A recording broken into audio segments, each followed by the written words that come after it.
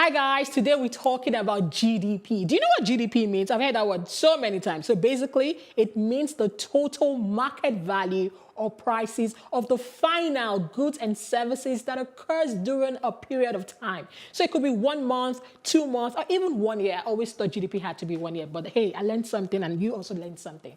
So Nigeria's GDP Q2 result is out and we're here to crunch those numbers. But before I start, how many percentage do you think oil contributes to Nigeria's GDP? I've asked this question so many times and I keep hearing numbers like 50%, 40% because we keep hearing oil, oil, oil every time. Guess what? It's actually less than 10%. We actually have a diversified GDP. But the question now is, how do we generate growth? Let's look at those numbers.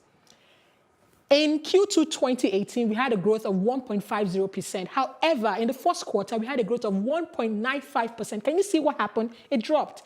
In 2017, we had a growth of 0.83%, which was really, really low. And everybody keeps blaming this on what? Oil, oil, oil. But let me tell you why I beg to differ. In the first quarter of this year, for the first time since 2016, we hit 2 million MPBD. So we cannot keep crying oil because we touched very high numbers with oil production. And the oil price is back. So what's happening?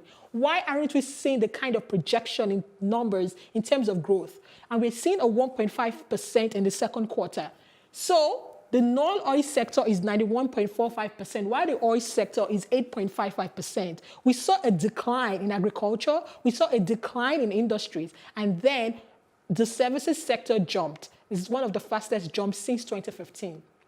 What's the way forward, guys? We can see here that policy is at play. We need to push for better policies because we need growth. Growth affects you and I. There's a strong correlation between the GDP growth and employment numbers. So we need to create jobs, we need better policies, and we need to drive growth because at this rate, we might not close this year at a 2% growth, and we need more than that.